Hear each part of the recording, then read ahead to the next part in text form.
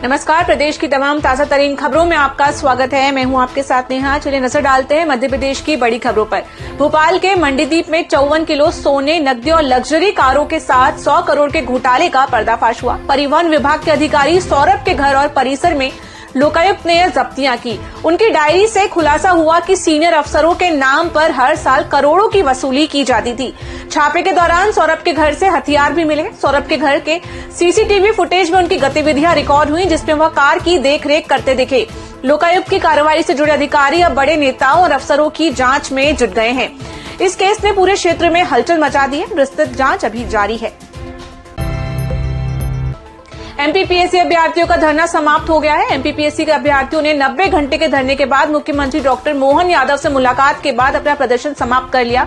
इस दौरान अभ्यर्थियों की 4 प्रमुख मांगों पर सहमति बनी। मुख्यमंत्री ने आश्वासन दिया कि लगभग सभी समस्याओं का समाधान किया जाएगा। इसके अलावा असिस्टेंट प्रोफेसर भर्ती इंटरव्यू में तेजी लाने, इंटरव्यू प्रक्रिया में सुधार और साक्षात्कार में केवल नाम के आधार पर चयन सुनिश्चित करने पर भी सहमति बनी। अभ्यर्थियों के आंदोलन में पहले भूख हड़ताल और फिर आमरण अनशन तक की स्थिति आ गई थी। रविवार सुबह 5 बजे आंदोलनकारियों ने अनशन तोड़ दिया। यह धरना शनिवार रात से शुरू होकर करीब 90 घंटे तक चला। मुख्यमंत्री ने सभी समस्याओं को सुलझाने के लिए ठोस कदम उठाने का वादा किया है। नदियों में बढ़ता प्रदूषण, धार्मिक स्थलों का भी जल दूषित। मध्य प्रदेश की नदियों की गुणवत्ता पर पीसीबी की रिपोर्ट में चौंकाने वाले आंकड़े सामने आए हैं। 89 नदियों के 293 स्थलों पर पानी की जांच की गई, जिनमें शिप्रा, बेतवा और नर्मदा नदियों के धार्मिक स्थलों का पानी भी आचमन लायक नहीं पाया गया। रिपोर्ट के अनुसार नदियों में सबसे अधिक प्रदूषण काट नदी में मिला, जिसे डी श्रेणी में रखा गया है। चंबल, शिप्रा, बेतवा और मंदाकिनी जैसी प्रमुख नदियां भी प्रदूषित पाई गईं।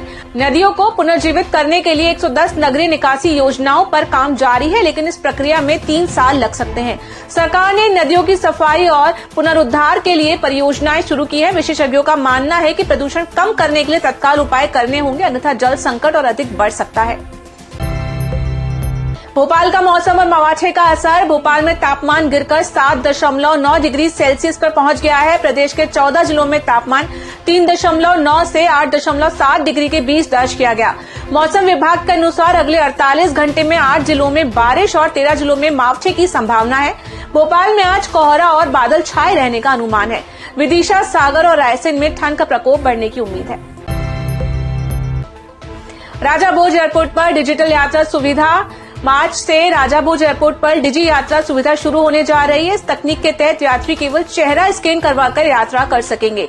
पहचान के लिए किसी भी दस्तावेज की जरूरत नहीं होगी। उपकरणों का ऑर्डर दे दिया गया है और जनवरी तक इंस्टॉलेशन का काम होने की उम्मीद है। यह सुविधा पहले इंदौर एयरपोर्ट पर शुरू हो चुकी है। हमीदिया के कर्मचारियों की सेवाएं समाप्त। हमीदिया अस्पताल के 100 आउटसोर्स कर्मियों को हटाने का नोटिस जारी हुआ है। प्रबंधन का कहना है कि कर्मचारियों की संख्या अनुमोदित से अधिक है। कर्मियों ने वेतन न मिलने और सेवाएं समाप्त करने पर भूख हड़ताल और धरना देने की चेतावनी दी है। अस्पताल में 1600 कर्मियों में से केवल 1400 अनुमोदित हैं। श्योपुर में कुपोषण में कमी। श्योपुर जिले में कुपोषित बच्चों की संख्या में भारी कमी आई है। सरकार द्वारा जारी आंकड़ों के अनुसार 2020 में जहां 906 बच्चे अति कुपोषित श्रेणी में थे, वह अब संख्या घटकर केवल 122 रह गई है।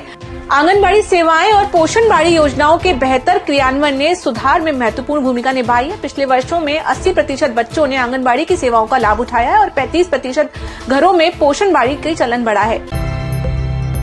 किसानों को दिया गया जहर। पीतमपुर में किसानों ने अपनी जमीन सरकार को दी, लेकिन यूनियन कार्बाइड का जहरीला कचरा वहां जलाया गया।